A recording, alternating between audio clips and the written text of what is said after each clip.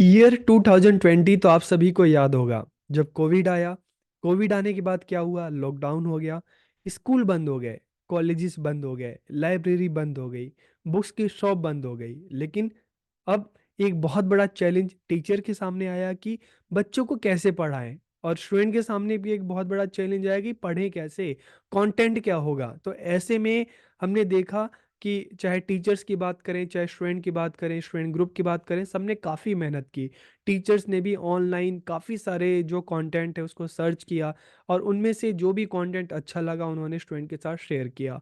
और स्टूडेंट ने भी ग्रुप में भी काफ़ी मेहनत की, उन्होंने भी इस तरह से ऑनलाइन गूगल पर काफ़ी सारे जो कंटेंट है अपने सब्जेक्ट से रिलेटेड सर्च किए।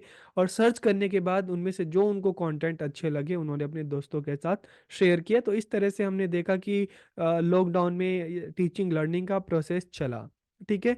तो यहाँ पर फिर क्वेश्चन आता है कि क्यूरेटिंग डिजिटल रिसोर्सेज क्या है, और मैं आपको जो भी कोविड के बारे में क्यों बता रहा हूँ, उस टाइम किस तरह से टीचिंग लर्निंग हुई उसके बारे में मैं क्यों बता रहा हूँ। तो देखिए, वहाँ से आप क्यूरेटिंग डिजिटल रिसोर्सेज के बारे में आप समझ सकते हैं कि क्यूरेटिंग क्या है।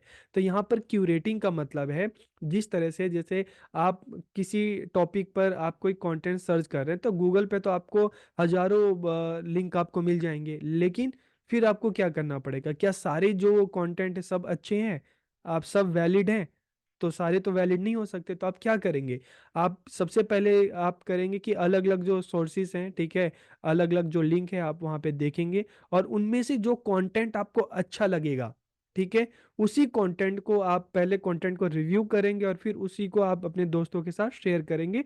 तो यहाँ पे क्यूरेटिंग में क्या है कि कंटेंट जो है उसको सर्च करना, और जो कंटेंट आपके पास आ जाता है उनमें से उसको रिव्यू करना कि कौन सा अच्छा है, कौन सा रिलायबल है, और उसको फिर अपने दोस्तों के साथ शेयर करना। तो उसी को हम कहते हैं कंटेंट क्यूरेटिंग डिजिटल रिसोर्स हम कहते हैं। तो यहाँ पर आपको क्यूरेटिंग डिजिटल रिसोर्स जो है इसका मतलब आपको समझ में आ गया होगा कि जो भी डिजिटल रिसोर्स है उसको क्यूरेट करना मतलब उसको देखना, आइडेंटिफाई करना, फिर रिव्यू करना, और उसके बाद जो भी चीज़ें अच्छी हैं आप उसको शेयर करना। ठीक है।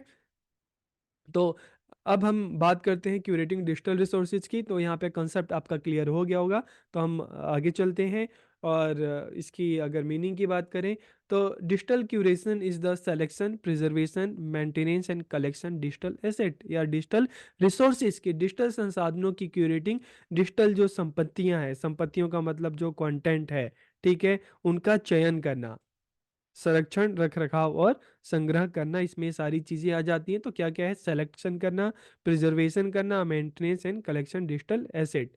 Content curation is the process of sorting through vast amount of content and presenting it in organise and meaningful format. कि जैसे मैंने आपसे बताया कि जो वास्ट अमाउंट ऑफ जो कंटेंट है, गूगल पे कोई भी टॉपिक सर्च करें, दुनिया भर के उससे रिलेटेड हमें चीज़ें मिल जाती हैं, लेकिन उसको रिव्यू करना और उनमें से जो अच्छा कंटेंट है, ठीक है, उसी को क्या करना, उसी को शेयर करना, दूसरों के साथ उसको ऑर्गेनाइज करना, फिर दूसरों के साथ उसको शेयर करना। तो इसे हम क्या कहते हैं, क्यूरेटिंग डिजिटल रिसोर्सेज।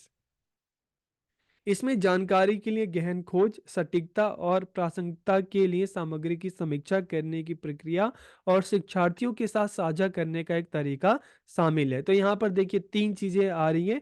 पहला क्या है कि रिसर्च करेंगे आप, ठीक है, डिस्कवरी। सेकंड चीज आ रही है, आप उसको रिव्यू करेंगे कि क्या वो रिलेवेंस है कि नहीं है, ठीक है। और थर्ड यहाँ पे है उसको शेयर करना, ठीक है। This is often accomplished by librarian, scientist, historian and scholars. की अक्सर हम देखते हैं कि जो लाइब्रेरियंस हैं वो भी क्या करते हैं, अपनी लाइब्रेरी में जो अच्छे कंटेंट है वो इकट्ठा करते हैं, ठीक है। जो भी बुक्स उनके पास आती है रिव्यू करते हैं कि कौन कौन सी बुक अच्छी है, कौन कौन सा कंटेंट अच्छा है, उसी को अपने पास रखते हैं ताकि उसको जो टीचर्स हैं, जो बच्चे हैं, उसका यूज़ कर सकें, ठीक है। तो लाइब्रेरियन करते हैं, साइंटिस्ट को हमने देखा है, जो हिस्टोरियन है वो भी यही करते हैं, और जो स्कॉलर्स हैं, जो विद्वान हैं, वो भी इस तरह से क्या करते हैं, जो रिसोर्सेज हैं उसको क्यूरेटिंग करते हैं, ठीक है। तो successful digital curation will keep information accessible to users, ठीक है, कि सफल डिजिटल प्रबंधन द्वारा जानकारी अनिश्चित काल तक उपयोगकर्ताओं के लिए सुलभ रहेगी, उनको एक अच्छा कंटेंट मिलेगा। तो इसका जो एक प्रोसेस जो हम बात करते हैं, सबसे पहले आपको क्या करना है, सर्च ऑनलाइन कंटेंट, ठीक है, फाइंड करो आप उसको, फिर क्यूरेट करो। क्यूरेट करने का मतलब है आप उसको रिव्यू करोगे, उसकी समीक्षा करोगे कि क्या वो ठीक है कि नहीं है। और एक बार जब आपने उसको रिव्यू कर लिया तो उसके बाद शेयर, ठीक है, publish and promote the curated content, आप स्टूडेंट के साथ शेयर करो। तो ये इसका प्रोसेस है।